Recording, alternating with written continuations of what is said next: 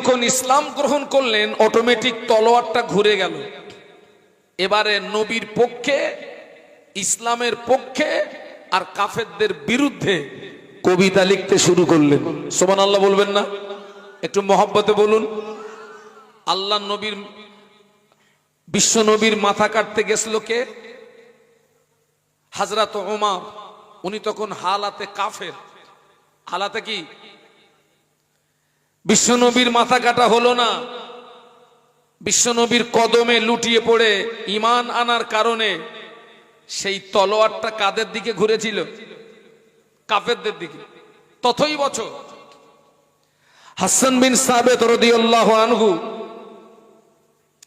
ইসলাম গ্রহণ করার আগে নবীর বিরুদ্ধে, ইসলাম গ্রহণ করার পরে তলোয়ারটা ঘুরে গেল। তো উনি যখন কাফেরদের বিরুদ্ধে যখন তলোয়ার চালাচ্ছিলেন, কম তুলে, গোত্র তুলে তলোয়ার চালাচ্ছিলেন, ওনার কবিতার তলোয়ারের আঘাতে, আসলি তলোয়ার নয়, আসলি তলোয়ার দিয়ে 10 জন 20 জনকে মারতে পারবেন, তার বেশি মারতে পারবেন না, আপনি নিজে দুর্বল হয়ে যাবেন। কিন্তু কবিতার তলোয়ার এত মারাত্মক, কবিতার তলোয়ারে পুরো একটা জাতকে মেরে দেওয়া যেতে পারে, একটা কওমকে মেরে দেওয়া যেতে পারে। তো হাসান বিন সাবিত রাদিয়াল্লাহু আনহু উনি যখন কাফেরদের বিরুদ্ধে কবিতা লিখছিলেন, ওনার কবিতার তলোয়ারের আঘাতে কাফেরদেরকে মেরে তুলোধনা করছিলেন, কম তুলে, গোত্র তুলে তলোয়ার চালাচ্ছিলেন। আল্লাহ রসুল বললেন, হাসান, তুমি যেভাবে তলোয়ার চালাচ্ছ, তোমার তলোয়ারটা তো আমারও গায়ে লাগবে। তুমি কম তুলে কথা বলছো, গোত্র তুলে কথা বলছো। হাসান বিন সাবিত রাদিয়াল্লাহু আনহু বলেছেন, হুজুর আপনি ঘাবড়াবেন না, এই দেখুন আমি আপনাকে বাঁচাচ্ছি। একটু সুবহানাল্লাহ বলুন, একটু মহব্বতে বলুন। রসুল বলেছেন সব মানুষ ধ্বংস হবে, আলেম নাজাত পাবে। আপনাদেরকে বাঁচাচ্ছি। দেখেন হাসান বিন সাবিত রাদিয়াল্লাহু আনহু বলেছিলেন, ইয়া রাসূলুল্লাহ, হাবিবাল্লাহ, আটার খামিনের ভিতরে একটি চুল যদি পড়ে যায়, ওই চুলটাকে যদি টেনে বার করে না হয়, ওই চুলের গায়ে যেমন আটা লাগতে পারে না, ওই চুলের গায়ে যেমন আটা লাগা অসম্ভব। আমি কম তুলে তলোয়ার চালাচ্ছি ঠিকই, আমি গোত্র তুলে তলোয়ার চালাচ্ছি ঠিকই, ইয়া রাসূলুল্লাহ, হাবিবাল্লাহ, আমি আপনাকে ওই রকমই চুলের মতো টেনে বার করে নেব। আমার তলোয়ারের আঁচ আপনার গায়ে লাগবে না।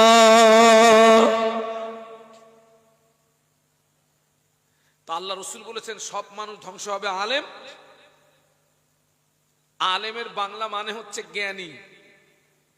সবাই মিলে বলুন তো, আলেমের বাংলা মানে? বা জাননেওয়ালা। আমার সঙ্গে ঠাস ঠাস করে কথা বলবেন। 5 ওয়াক্ত নামাজ পড়তে হবে, রমজান শরীফে রোজা রাখতে হবে, টাকা থাকলে হজ করতে হবে, টাকা থাকলে যাকাত দিতে হবে,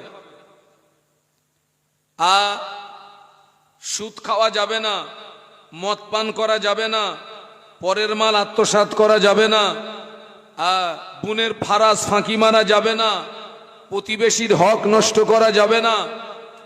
এই জাতীয় জ্ঞানগুলো আপনাদের প্রত্যেকের আছে না নেই? ওই দেখো কথা বলে না, আছে না? তাহলে আপনারাও কি? আপনারাও আলেম। আর রসুল বলেছেন সব মানুষ ধ্বংস হবে, আলেম নাজাত পেয়ে যাবে। রসুলের হাদিস অনুযায়ী আপনারাও আলেম, আপনারাও নাজাত পেয়ে গেলেন। একটু জোরে বলুন, একটু মহব্বতে বলুন। সেই জন্য মাহফিল দিতে হয়, মাহফিলে আসতে হয়, মাহফিলে বসতে হয়, ওয়াজ নসিহত শুনতে হয়। আপনারা শুধু আলেম না, মুফতিও বটে। কিন্তু আল্লাহ নবী আর এক ধাপ এগিয়ে গিয়ে বলছেন আলেম নাজাত পাবে না। একটু আগে কি বলেছেন? আলেম নাজাত। আল্লাহ নবী বললেন, আল্লাহ আলিমুনা কুল্লুহুম খালিকুনা ইল্লা আল্লাহ আমিলুন। আল্লাহ নবী বললেন সমস্ত আলেম ধ্বংস হয়ে যাবে, আলেম বরবাদ হয়ে যাবে, আলেম নাস্তে নাবুদ হয়ে যাবে, কেবলমাত্র আমলকারীরাই নাজাত পেয়ে যাবে। একটু মহব্বতে বলা যাবে না? আর একটু মহব্বতে বলা যায় না? কারা নাজাত পাবে? আমলকারী, জানার নাম আলেম না, যেটা জেনেছেন সেটাকে মানার নাম। আমরা জেনে ভূত, লেকিন কি নেই? আমল নেই। জেনে ভূত, নারী পুরুষ, আমরা কি কম জ্ঞানী নাকি? কিন্তু আমাদের কি নেই? আমল নেই। এই যে আপনারা মাহফিলে বসে ওয়াজ শুনছেন, এটা কোন ইবাদত? ফরজ, ওয়াজিব, না সুন্নাত, না নফল? বলুন। এটা হচ্ছে নফল ইবাদত। কি ইবাদত বাবা? নফল ইবাদত। আর 5 ওয়াক্ত নামাজটা কি ইবাদত? ফরজ। খড়গাছি এলাকায় রোজ মাহফিল হচ্ছে, আলহামদুলিল্লাহ। এখনো এই খড়গাছিতে নারী পুরুষ নির্বিশেষে আল্লাহর শ্রেষ্ঠ ইবাদত নামাজ পড়ে না, নারী পুরুষ এরকম মানুষ আছে না নেই?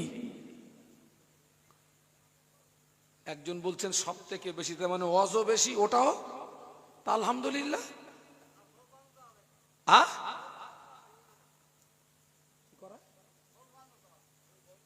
বউ বন্ধ,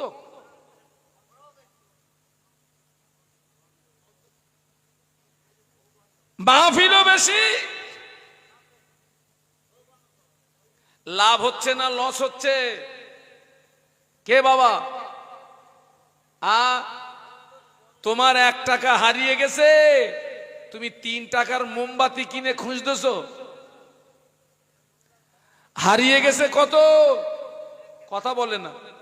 আর মোমবাতির দাম, তুই বেরেনলে ঘুমোস কি করে? এত তেজালো বেরেন।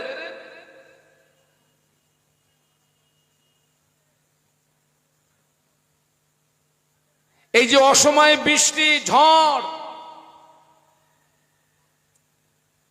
এগুলো কি রহমত না গজব? একটু বলুন, কথা বলুন। গজব কখন আসে? বান্দা যখন আল্লাহ আল্লাহ রসুল থেকে দূরে সরে যাবে। আজকের লক্ষ্য করুন, মসজিদের সঙ্গে আমাদের সম্পর্ক নেই বলে হাজার হাজার মসজিদ আমাদের কাছ থেকে ছিনিয়ে নিয়েছে। খবর রাখেন। হাজার হাজার মাদ্রাসা, সেই মাদ্রাসাগুলোকে স্কুল বানানো হয়েছে। মসজিদের সঙ্গে আমাদের সম্পর্ক নেই, নামাজের পার্টির সঙ্গে সম্পর্ক নেই, মাদ্রাসার সঙ্গে সম্পর্ক নেই।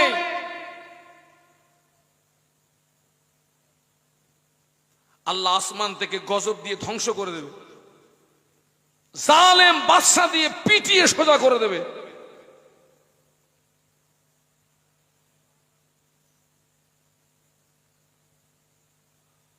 আপনি জানেন নামাজ আল্লাহর হুকুম, আপনি বান্দা হয়ে আল্লাহর হুকুম মানেন না কেন? আপনি ধ্বংস হয়ে যাবেন, আপনি বরবাদ হয়ে যাবেন, কেউ বাঁচাতে পারবে না আপনাকে। মদিনার মসজিদে নববী শরীফে আযান হলো। মদিনার মসজিদে নববী শরীফে মুয়াজ্জিন হাফসি বেলাল মদিনার মসজিদে নববী শরীফে যখন আযান দিতেন, হাফসি বেলালের আযানের আওয়াজ আল্লাহ পাকের আরশ মুআল্লাতে পৌঁছে যেত। একটু মহব্বতে বলতে পারলেন না? যারা মক্কা শরীফ, মদিনা শরীফ দেখেননি, আমি অন্তর থেকে দোয়া করি আল্লাহ যেন আপনাদের মক্কা মদিনা দেখার তৌফিক দেন। বলুন আল্লাহুম্মা আমিন। মক্কা শরীফ, মদিনা শরীফ, কাবা শরীফের বর্ণনা, মসজিদের নববীর বর্ণনা মুখে দিয়ে আপনাদের দিল ভরবে না। কাবা শরীফটা চামড়ার চোখে না দেখলে, আর আমার নবীর মাজার মুকাদ্দাসের গম্বুজটা চামড়ার চোখে না দেখলে কলিজা ভরবে নি। আল্লাহ আপনাদের তৌফিক দিন, বলুন আমিন। আল্লাহ আমাকে গত বছরে আমাকে একটু ওমরায় নিয়ে গেছিলেন, যেটাকে রিয়াজুল জান্নাহ বলা হয়। কি বলা হয়? রিয়াজুল জান্নাহ। মা বাইনা বাইতি ওয়া মিম্বারি রাউযাতু মির রিয়াদিল জান্নাহ। আল্লাহ নবী বললেন, আমি যেখানে দাঁড়িয়ে খুতবা দিতাম ওখান থেকে শুরু করে আমার মাজার মুকাদ্দাস মাঝখানে যে খালি জায়গাটা, ওই জায়গাটা হলো জান্নাতেরই টুকরা। আল্লাহ আমাকে 3.5 ঘন্টা ওখানে থাকার সুযোগ দিয়েছিলেন। কতক্ষণ বলেছি? 3.5 ঘন্টা। অন্য অন্য হাজিদেরকে 10 মিনিট 15 মিনিটের বেশি দেবে না, ও ধরবে, টেনে বার করে দেবে। আল্লাহ আমাকে সুযোগ দিয়েছিলেন জুমার দিন, আর জুমার নামাজের আগে আমাদেরকে ঢুকিয়েছে, আর টোটাল নামাজ কমপ্লিট করে তারপর আমাদেরকে আল্লাহ এমন একটা সুযোগ দিলেন, 3.5 ঘন্টা সুযোগ পেয়ে গেলাম। সঙ্গে আমার ছেলে ছিল। আমি বললাম, বাবা, আল্লাহ আমাদের সৌভাগ্যবান করেছেন। আমি ছেলেকে বললাম, বাবা, তুই জানিস তুই এখন কোথায় বসে আছিস? এটা হচ্ছে জান্নাতের টুকরা, এটা জান্নাতের টুকরা। এটা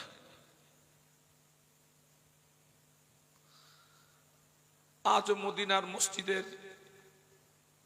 মুয়াজ্জিন সাহেবরা যেখানে দাঁড়িয়ে আজান দেন, বেলাল রাদিয়াল্লাহু আনহু যেখানে আজান দিতেন, মসজিদে আজান হয়ে গেছে। নবী পাকের সাহাবীরা সবাই মসজিদে চলে এসেছে। আবু বকর সিদ্দিক, ওমর, আলী, উসমান গনি রিদওয়ানুল্লাহ তাআলা আলাইহিম আজমাইন, সব সাহাবীরা মসজিদে চলে এসেছেন। আল্লাহ নবী মসজিদে আসেননি। সবাই এসছেন, সব সাহাবীরা এসছেন। আজও মক্কা শরীফ, মদিনা শরীফে আজান হলে টোটাল দোকানগুলো সব না বন্ধ না, সব খোলা, কিন্তু মালিক এবং কর্মচারী কেউ দোকানে থাকে না, সব আল্লাহর ইবাদতে মশগুল হয়ে যায়। একটু মহব্বতে বলতে পারলেন না? কোটি কোটি টাকার সম্পদ, সোনার দোকানগুলো আমাদের খড়গাছি হলে সব মেরেলে বেরিয়ে যাবে। মদিনা শরীফে বড় বড় সোনার দোকান, আমার 14 পুরুষ ওরকম সোনার দোকান দেখিনি। আল্লাহ, সব সোনা। আজান হয়ে গেছে, মালিক ও নামাজে, কর্মচারী ও নামাজে। সুবহানাল্লাহ বলবেন না? কোনো পাহারাদার নেই, কেউ নেই। মেয়ে ছেলে, বেটা ছেলে, নারী পুরুষ আল্লাহর নামাজে মশগুল হয়ে গেছে। আপনাদের মসজিদে আজান হলে গ্রামের আশেপাশে, মসজিদের আশেপাশে যত বাড়ি সব মসজিদে যায়, তো মসজিদে যায়। সাহাবীরা মসজিদে এসেছেন, কিন্তু রাসূলুল্লাহ মসজিদে আসেননি।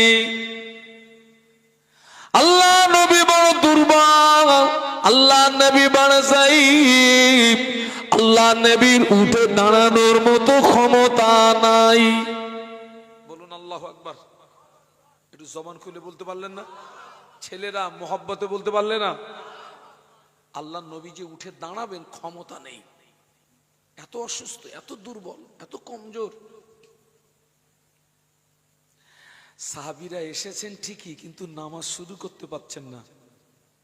কারণ নবীর অবর্তমানে ওই ইমামতির জায়গাটায় কে দাঁড়াবে, ওই জায়গাটা খুব ভাইটাল জায়গা।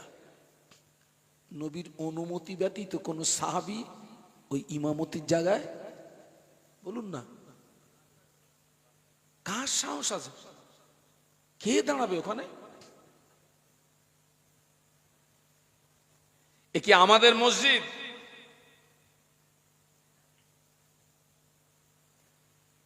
সাহাবীরা 10 মিনিট 20 মিনিট আধা ঘন্টা ইন্তজার করলেন, অপেক্ষা করলেন।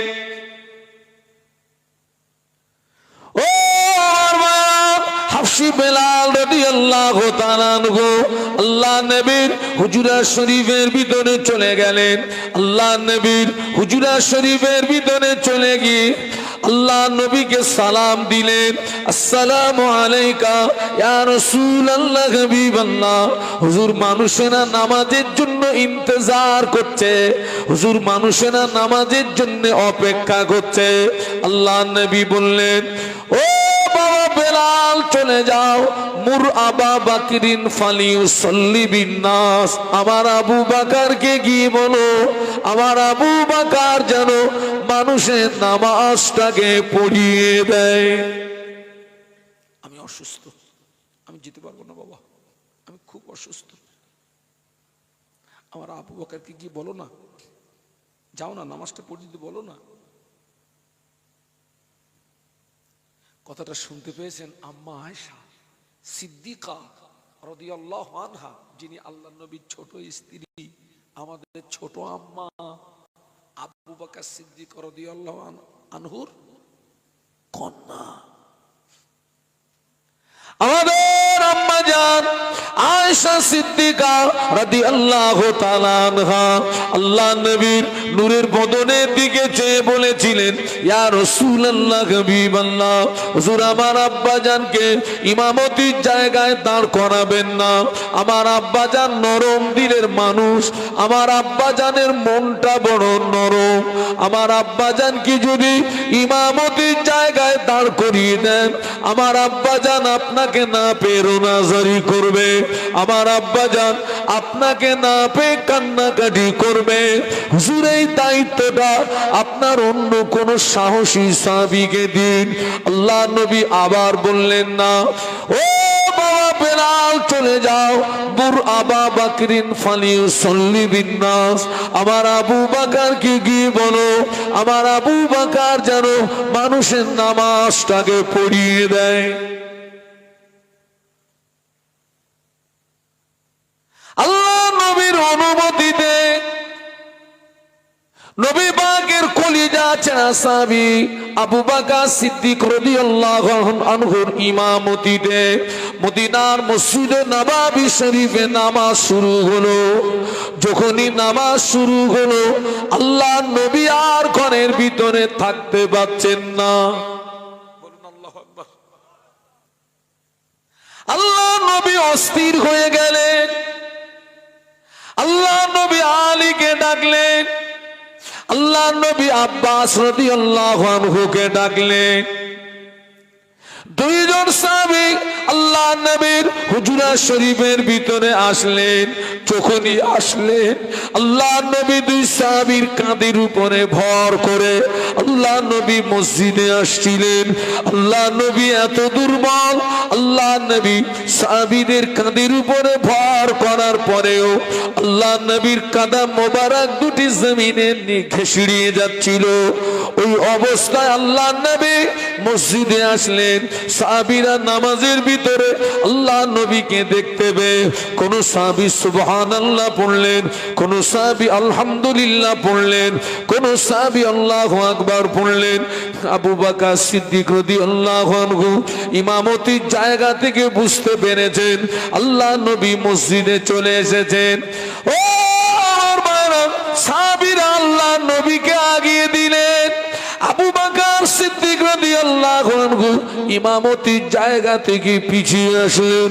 আল্লাহর নবী অসুস্থ শরীরে মদিনার মসজিদে নববী শরীফে শুধু নামাজ পড়েন না, আল্লাহর নবী মদিনার মসজিদে নববী শরীফে আল্লাহর নবী বসে বসে বসে বসে সাহাবীদেরকে নিয়ে নামাজের ইমামতি করেছিলেন। জোরে বলতে পারলেন না, মোহাব্বতে বলতে পারলেন না? তাকবীর দেন তো, নারায়ে তাকবীর। জোরে বলুন নারায়ে তাকবীর। ওর যেন ভুলে যাবেন না, আমরা আলেম, জ্ঞান আছে কিন্তু বলুন আমল নেই। কিসের আলেম আপনি? কিসের জ্ঞানী আপনি? মায়েরা, সমাজে অধিকাংশ মহিলা নামাজ পড়ে না। ঠিক বলেছি না ভুল বলেছি?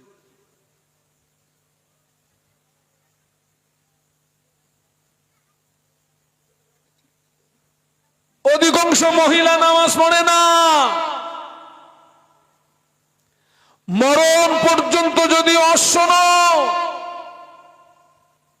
মরণ পর্যন্ত যদি মাহফিল দাও, নামাজ যদি না পড়ো, তুমি নাজাত পাবে আমার জানা নেই, আমি বলতে পারবো না। ছেলেরা, জওয়ানেরা, যুবকেরা, মায়েরা, বোনেরা, খুব সাবধান, খুব হুঁশিয়ার। দুনিয়ার মোহে পড়ে আল্লাহকে ভুলে যাবেন না। দুনিয়াটা ক্ষণস্থায়ী না চিরস্থায়ী? একটু কথা বলুন না। দুনিয়া ক্ষণস্থায়ী, আখেরাত। দুনিয়া আদনা শব্দ থেকে এসছে, এর বাংলা মানে হচ্ছে তুচ্ছ। দুনিয়া কোন শব্দ থেকে এসছে বলছি? আদনা শব্দ থেকে। বাংলা মানে কি বলেছি? তুচ্ছ, কোনো মূল্য নেই। যারা দুনিয়াকে, দুনিয়ার মোহে পড়ে যারা দুনিয়ার পিছনে ঘুরেছে, আজ পর্যন্ত কেউ দুনিয়াকে ক্যাপচার করতে পারেনি, দুনিয়াকে গ্রেফতার করতে পারেনি, বরং দুনিয়া ওকে গিলে খেয়ে ফেলেছে।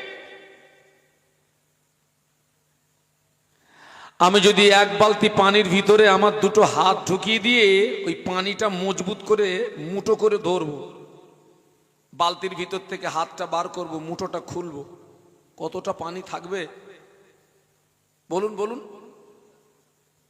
কেন এত কায়দা করে ধরলাম, সে গেল কোথায়? আমার কথা বুঝতে পারছেন না? পারছেন না? পানিকে যে এত কায়দা করে ধরলাম, এই আপনার এই আঙ্গুলের ফাঁকাগুলো আপনার সঙ্গে আমানাতের খেয়ানাত করবে। এই ফাঁকা দিয়ে সব বলুন বলুন বেরিয়ে যাবে। দুনিয়া হচ্ছে, দাও না, পরিস্থিতির সমতুল্য। দুনিয়া, দুনিয়া হচ্ছে পরিস্থিতির সমতুল্য। পরের বউর দিকে তাকালে লাভ না লস, যত তাকাবি তত গোনা। ও যদি বিয়ে টিয়ে না হতো তাহলে একটা চিঠি দিয়ে দেখতাম কাছে আসে কি।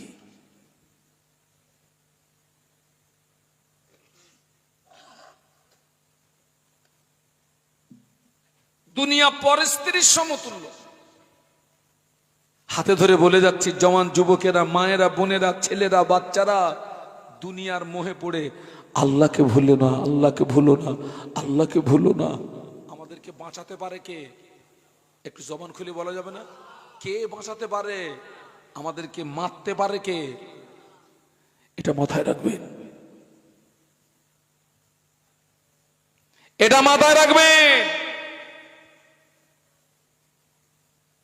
বান্দা আল্লাহ ভোলা হয়ে যায়, কিন্তু আল্লাহ তার বান্দাকে। আজকের তো আল্লাহ নবী অসুস্থ শরীরে এসছেন, ওই অসুস্থতার পিরিয়ডে এমনও দিন চলে গেছে রাসূলুল্লাহ আসতে পারেননি। আবু বকর সিদ্দিক রাদিয়াল্লাহু আনহু ইমামতিতে নামাজ হচ্ছে, মসজিদে নববী নবীর ঘর পাশাপাশি।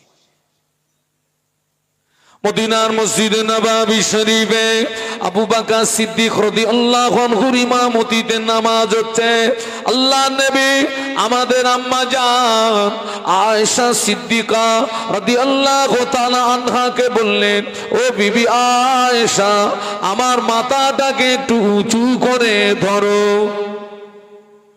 এত অসুস্থ, মাথা উঁচু করবেন ক্ষমতা নেই। ও বিবি আয়েশা সিদ্দিকা রাদিয়াল্লাহু তাআলা আনহা, আমার মাথাটাকে একটু উঁচু করে ধরো। আম্মা জান আল্লাহ নবী মাথা মুবারকটাকে উঁচু করে ধরলেন।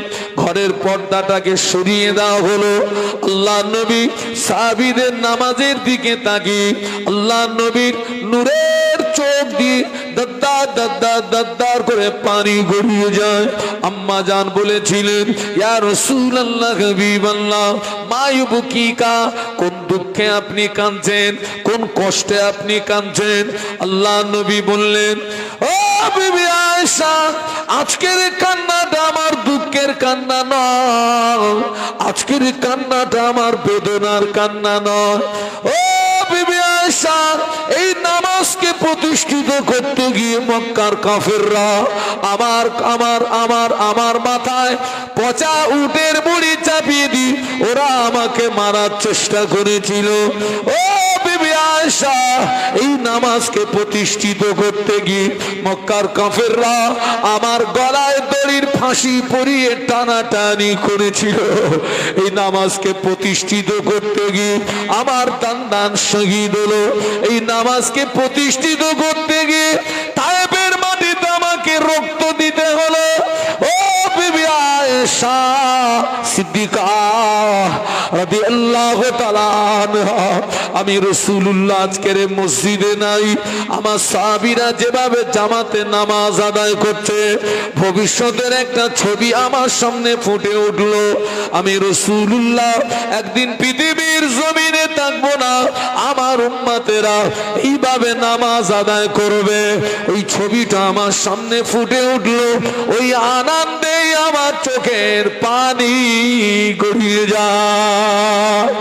ও বিবি আয়েশা, আজকের কান্নাটা আমার দুঃখের কান্না নয়, আজকের কান্নাটা আমার বেদনার কান্না নয়, আজকের কান্নাটা হলো আমার আনন্দেরই কান্না। বলতে পারলেন না? মহব্বতে বলতে পারলেন না? তাকবীর দেন তো, নারে তাকবীর। তোদের হাত জোড় করে বলে যাচ্ছি বাবা, খড়গাছির জওয়ানেরা, যুবকেরা, মায়েরা, বোনেরা, খবরদার আল্লাহ ভোলা হইও না।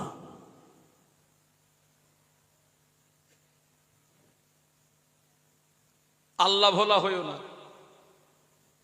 এই আজকের মাহফিল হচ্ছে, এই দেখেন না গ্রামে সব কম বেশি সব বাড়িতে সব মেহমান এসছে তো, নাকি এসছে না? মেহমান আসলে মেহমানদারি করতে হবে। তবে খবরলে দেখে যা, অধিকাংশ বাড়ির মেয়েরা এশার নামাজ পড়েনি। লোক কুটুম থাকাতে থাকাতে লাভ হলো না লস হলো? অধিকাংশ বাড়ির মেয়েরা এশার নামাজ পড়েনি। মা লস হয়ে গেল। মা, আমি একবারও বলবো না আপনি রান্না বান্না করবেন না, আমি একবারও বলবো না আপনার বাড়ি মেহমান এসছে আপনি মেহমানদারি করবেন না, করবেন। নামাজটা ছেড়ে দিয়ে করবেন, নামাজটা ভুলে গিয়ে করবেন।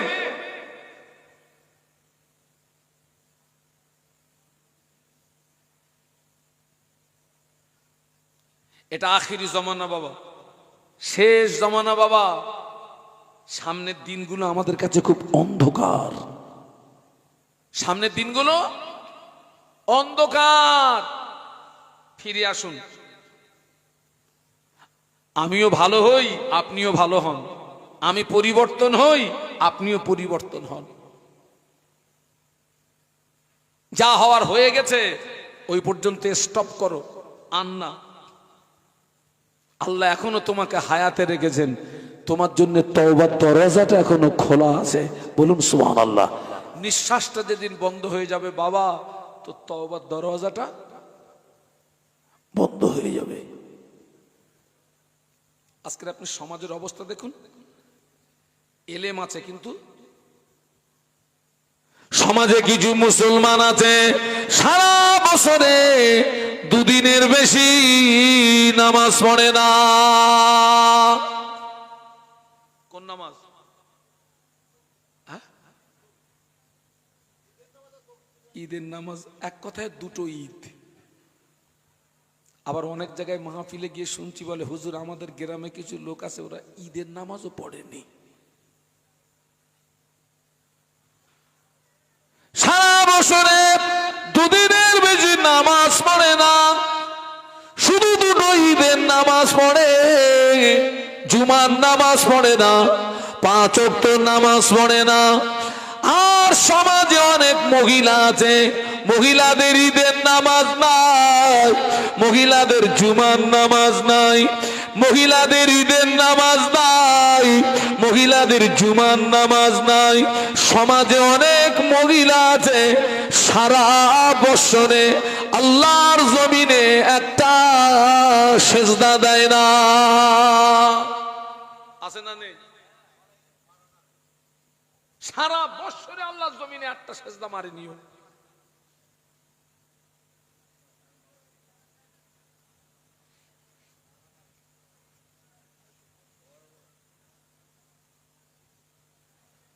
সে মায়েরা কি জ্যান্ত আছে না মরে গেছে? মরে গেছে মানে ঘুমিয়ে পড়েছে কিনা?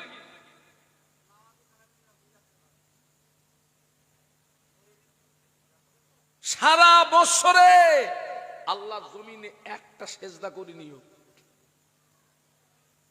ও মরবে না, মরবে না, কবরে যাবে না, যাবে না। এই কথা বলতে গেলে হুজুর খারাপ।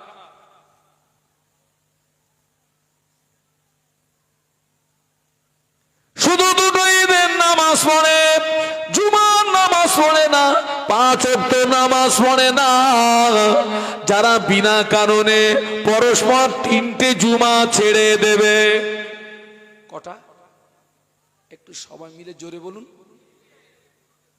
বিনা কারণে যারা পরস্পর 3টে জুমা ছেড়ে দেবে, আল্লাহ নবী বললেন, মান তারাকা সালাসা জুমাতিন মিন গায়রি উযরিন কুতিবা মিনাল মুনাফিকিন। আল্লাহ নবী বললেন, যারা বিনা কারণে পরস্পর 3টে জুমা ছেড়ে দেবে, ওদের নাম মুনাফিকের খাতায় লেখা হয়। মুনাফিকের ঠিকানা কোথায়? আল্লাহর কোরআন সাক্ষী দিয়েছে, ইন্নাল মুনাফিকিনা ফিদ দারকিল আসফালি মিনান নার। মুনাফিকের ঠিকানা হলো জাহান্নামের নিম্নতম স্থান। বলুন আল্লাহু আকবার। মুনাফিকের ঠিকানা কোথায়? জাহান্নামের নিম্নতম স্থান, মানে একেবারে তাহতা সারা।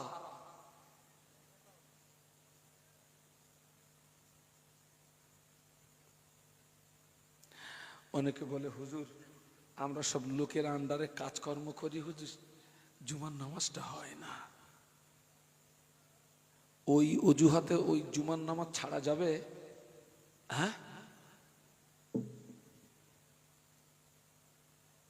খবরদার ছেলেরা বাবা।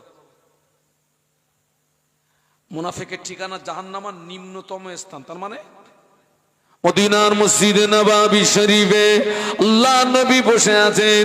ফেরেশতা জিবরাইল আমিন আলাইহিস সালাম আল্লাহ নবীকে সালাম দিলেন। আল্লাহ নবীকে সালাম দিয়েছেন। আল্লাহ নবী সালামের জবাব দিয়ে ফেরেশতা জিবরাইল আমিন আলাইহিস সালামের চেহারার দিকে তাকিয়ে থাকে। ফেরেশতা জিবরাইল আমিন আলাইহিস সালাম থরথর করে কাঁপছেন, চোখ দিয়ে টপ টপ করে পানির টুসা গড়িয়ে যায়। আল্লাহ নবী বললেন, ইয়া আখি জিবরাইল, ও ভাই জিবরাইল, আসলাম, তুমি প্রতিদিন আল্লাহ পাকের পক্ষ থেকে আমার কাছে কত সুখবর নিয়ে আসো, তোমার কত নূরানি চেহারা দেখি, হাসিন চেহারা দেখি। আজকের তোমার চেহারার পরিবর্তন ঘটার কারণ কি বলো? ইয়া রাসূলুল্লাহ, হাবিবাল্লাহ, আমি জিবরাইল এই মুহূর্তে আল্লাহ পাকের কঠিন জাহান্নাম থেকে ঘুরে আসলাম। আল্লাহর জাহান্নাম এত শক্ত জায়গা, আল্লাহর জাহান্নাম এত কঠিন জায়গা। ওই জাহান্নামকে পরিদর্শন করার সঙ্গে সঙ্গে আমার চেহারাটা পরিবর্তন হয়ে গিয়ে চোখের পানি গড়িয়ে যায়। আল্লাহ নবী বললেন, ও সালাম, জাহান্নামের ভিতরে কি কি পরিদর্শন করলে আমাকে একটু বলো না ভাই, আমাকে একটু শোনাও না ভাই। ইয়া রাসূলুল্লাহ, হাবিবাল্লাহ, জাহান্নাম হলো শান্তি। জাহান্নামের একটি দরওয়াজা থেকে অপর দরওয়াজা 70 বছরের রাস্তা হবে। একটি দরওয়াজা থেকে অপর দরওয়াজার তাপ 70 গুণে বেশি হবে। ইয়া রাসূলুল্লাহ, আল্লাহ পাক জাহান্নামের আগুনকে 1000 বছর জ্বালিয়েছেন। 1000 বছর জ্বালানোর পরে জাহান্নামের আগুনের রং হলো সাদা। আল্লাহ আবার 1000 বছর জ্বালান। 1000 বছর জ্বালানোর পরে জাহান্নামের আগুনের রং হলো লাল। আল্লাহ আবার 1000 বছর জ্বালান। 1000 বছর জ্বালানোর পরে জাহান্নামের আগুনের রং হলো কালো। যারা জাহান্নামী হবে, জাহান্নামের আগুনে তো কালো।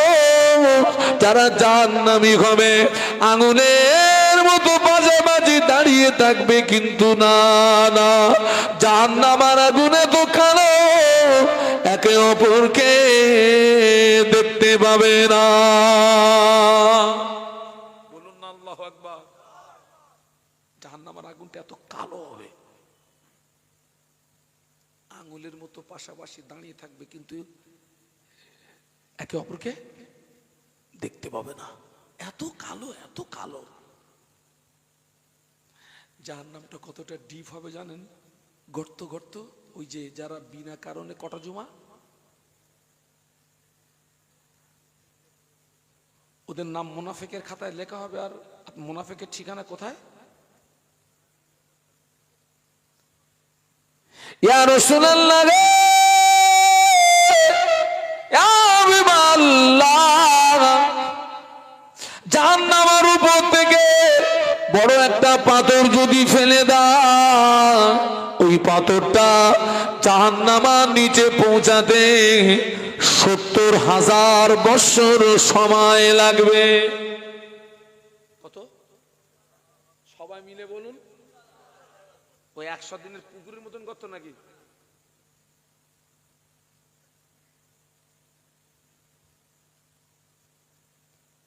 আজকের আমাদের সমাজের ছেলেগুলো ওই যে এখন একটা বেশ কয়েক বছর ধরে এরা একটা কাজে যা সময় দিচ্ছে, ফ্রি ফায়ার আছে না, ফ্রি ফায়ার,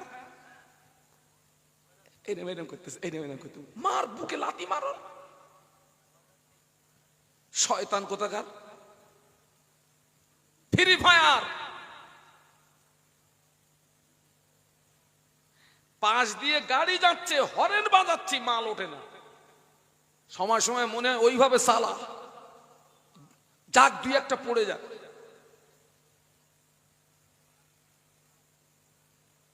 ফ্রি ফায়ারে সময় দিলি। এই সন্ধ্যা রাতে আমার যেখানে মাহফিল ছিল, কমিটির ছেলেরা বলছে, হুজুর আমাদের এখানে একটা নতুন কাজের হিড়িক উঠেছে। কি বাবা?